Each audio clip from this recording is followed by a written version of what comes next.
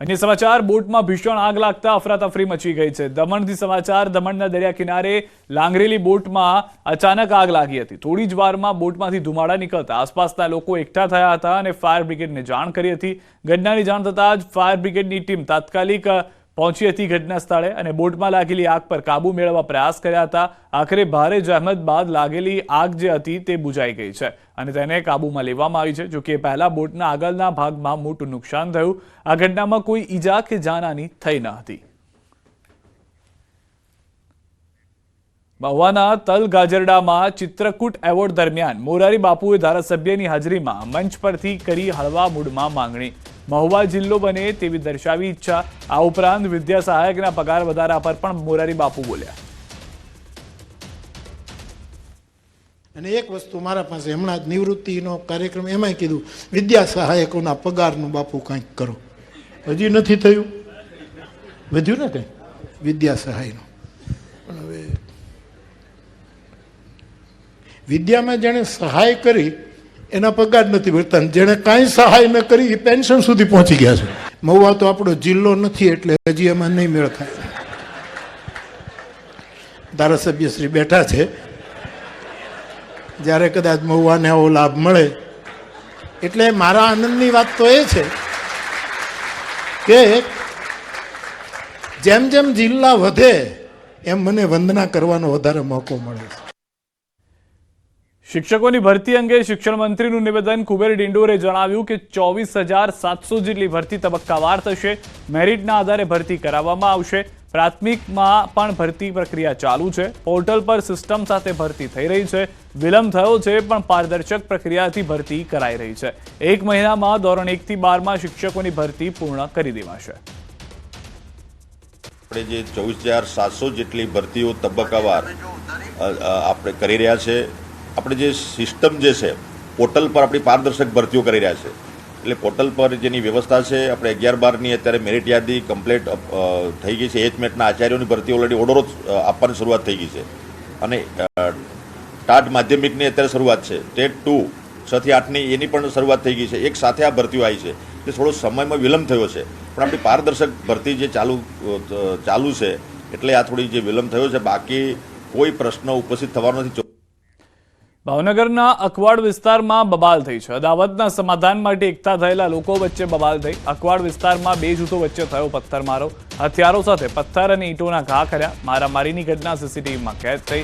ઘટનામાં 8 જેટલા લોકોને ઈજા થતા હોસ્પિટલ ખસેડાયા। ઉત્તરાયણના દિવસે થયેલી માથાકૂટના સમાધાન માટે એકઠા થયા હતા લોકો। ઘટનાને લઈ પોલીસે વધુ તપાસ હાથ ધરી। તો દ્રશ્યો પણ આપ જોઈ રહ્યા છો, પથ્થરના ઘા કરવામાં આવી રહ્યા છે, જાણે 2 જૂથ સામસામે આવી ગયા હોય તેવા દ્રશ્યો પણ જોવા મળી રહ્યા છે। અકવાડ વિસ્તારની આ ઘટના હોવાની હાલમાં પ્રાથમિક જાણકારી મળી રહી છે। સમગ્ર ઘટના સીસીટીવીની અંદર કેદ થયેલી પણ સ્પષ્ટ નજરે પડી રહી છે। આ તરફ ભાવનગરમાં કુંભારવાડામાં તોફાની તત્વોનો આતંક। ઘરમાં પ્રવેશીને તોડફોડ કરી 15 થી 20 લોકોનું ટોળું ઘરમાં ઘૂસી ગયું। પતંગ બાબતે ગઈકાલે સાંજે બની હતી ઘટના। બનાવનું કારણ એવું છે કે આગાશી પર પતંગ ચગાવી રહ્યા હતા તે સમયે પતંગ કપાઈ જતા સામે પક્ષે બેભત્સ શબ્દ બોલતા મામલો ઉગ્ર બન્યો હતો। આ ઘટના બાદ અરજણભાઈ રાઠોડના ઘરમાં અમુક માથાભારે ઇસમો ધોકા અને પાઇપ સાથે ઘરમાં ઘૂસીને ઘરનો સામાન, ટીવી, કબાટ સહિતની ચીજવસ્તુની તોડફોડ કરી હતી। હાલ આ મામલે ડી ડિવિઝન પોલીસ દ્વારા વધુ તપાસ હાથ ધરવામાં આવી છે। રાજકોટમાં અસામાજિક તત્વોનો આતંક। અજાણ્યા તત્વોએ પેટ્રોલ બોમ્બ ફેંક્યા। યુનિવર્સિટી રોડ પર નકળંગ ટી સ્ટોલની ઘટના છે। મોડી રાત્રે ગ્રાહકો હાજર ન હોવાથી દુર્ઘટના ટળી છે। બુકાનીધારીઓ દ્વારા પેટ્રોલ બોમ્બ ફેંકવામાં આવ્યો હતો। સમગ્ર ઘટના સીસીટીવીમાં જોવા મળી રહી છે। યુનિવર્સિટી પોલીસ સ્ટેશન 4માં વ્યક્તિઓ વિરુદ્ધ ફરિયાદ નોંધાઈ છે। જયદેવ રામાવત, ચિરાગ બાવાજી અને અજાણ્યા 2 વ્યક્તિ વિરુદ્ધ નોંધાઈ છે ફરિયાદ। પાનની દુકાનમાં 100 રૂપિયા આપવા બાબતે થઈ હતી માથાકૂટ। ટી સ્ટોલ સંચાલક જિલ્લાભાઈ ભરવાડે માથાકૂટ કરવાની ના પાડતા આરોપીઓએ જ્વલનશીલ પદાર્થ ભરેલ બોટલ ફેંકી દહેશત ફેલાવવાનો કર્યો હતો પ્રયાસ। એ લોકો પીધેલી હાલતમાં એટલા હતા કે એને કોઈ ખબર નહોતી, ભાનમાં નહોતા કે બસ અમારે પૈસા પાછા નહીં લેવા, તમને લોકોને મારવા હે, છરીઓના ગોદા મારી દેવા હે। આવા તો મારવાની ગણતરીમાં આવેલા। પછી અહીંથી જતા રહ્યા એ લોકો। પછી પરત પાછા આવેલા। પેટ્રોલના શીશામાં પેટ્રોલ નાખીને બોમ્બ બનાવીને ઘા કરેલા। જે વિડીયો આવેલા ઓલરેડી તમે જોયેલા હશે કે જે ત્યાં કોઈ હાજર કોઈ માણસ નહોતું, અગર એ માણાને બહુ ઈજા થાય એવું હતું. આરોપી દ્વારા બેના 3 બીજા મિત્રો સાથે મળીને એક બોટલમાં જ્વલનશીલ પ્રવાહી લઈને આરોપીની ફરિયાદીની હોટલને સળગાવવાનો પ્રયત્ન કરેલ. હાલાકી આમાં કોઈને ઈજા અથવા કોઈ પણ પ્રકારનું નુકસાન ન થયેલ.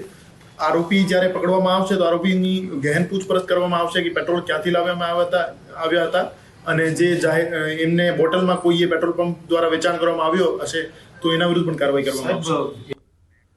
રાજકોટ શહેરમાં અસામાજિક તત્વો બન્યા છે બેફામ. રાજકોટમાં વધુ એક મારામારીનો બનાવ સીસીટીવીમાં કેદ થયો છે. શહેરના 80 ફૂટ રોડ પર થઈ હતી મારામારી. સત્યમ પાર્ક સોસાયટીમાં નીલકંઠ પાનમાં બન્યો છે બનાવ. ઘટનાના સીસીટીવી ફૂટેજ આવ્યા છે સામે.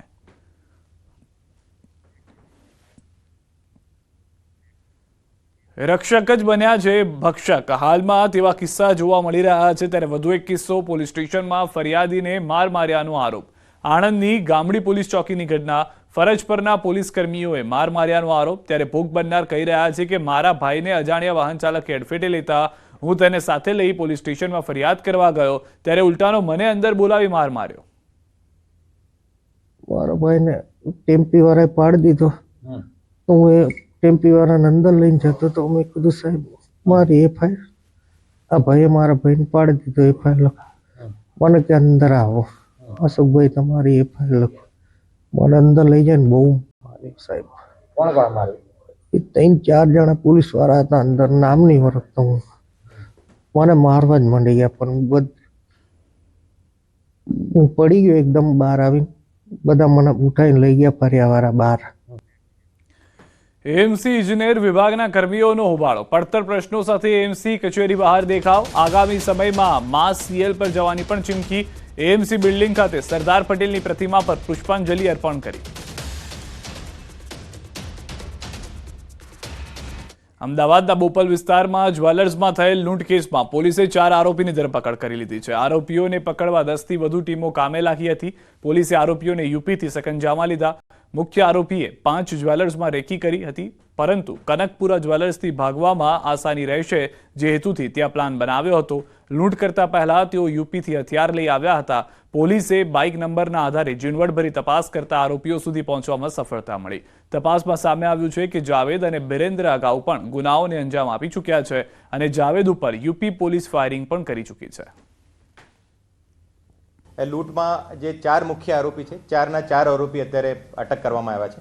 એ 4 આરોપી જે 4 આરોપી યુપીના છે એમાંથી 2 આરોપી ફરૂખાબાદના છે, 1 આરોપી અલીગઢનો છે અને 1 આરોપી બુલંદશહેરને પાસે એક ગુલાવઠી કરીને જગ્યા છે ત્યાંના છે. અમદાવાદના પેલેડિયમ મોલ પાસે બવાલનો મામલો. 6 આરોપીઓને કોર્ટમાં રજૂ કરાયા. વસ્ત્રાપુર પોલીસે પકડેલા 6 આરોપીઓને કોર્ટમાં રજૂ કરાયા. કોર્ટે પોલીસની રિમાન્ડ અરજી રદ કરી. વસ્ત્રાપુર પોલીસે આરોપીની વધુ પૂછપરછ માટે 7 દિવસના રિમાન્ડ માંગ્યા. જેમાં પોલીસના મુદ્દા એવા હતા કે કેસમાં વપરાયેલ સ્કોર્પિયો ગાડી રિકવર કરવાના બાકી છે અને સાથેના આરોપીઓને ધરપકડ કરવાના બાકી છે. સામે બચાવ પક્ષનો કેસ એવો હતો કે આરોપીઓને 72 કલાકથી કસ્ટડીમાં રાખ્યા છે અને આરોપી પ્રિન્સને ઢોર માર મારેલ છે, જેથી નામદાર કોર્ટે આરોપીઓની અરજી સ્વીકારતા પોલીસે રિમાન્ડ અરજી રિજેક્ટ કરેલ છે. અમદાવાદમાં ડિજિટલ અરેસ્ટ મામલે સોલા પોલીસને સફળતા મળી. સોલા પોલીસે જૂનાગઢથી 4 આરોપીની અટકાયત કરી. ડિજિટલ અરેસ્ટ કેસમાં મુખ્ય સૂત્રધાર પ્રિન્સ પટેલ અને જયમીન ગિરી ગોસ્વામીની ધરપકડ કરી છે. મુંબઈ ક્રાઇમ બ્રાન્ચના અધિકારીના નામે એરેસ્ટ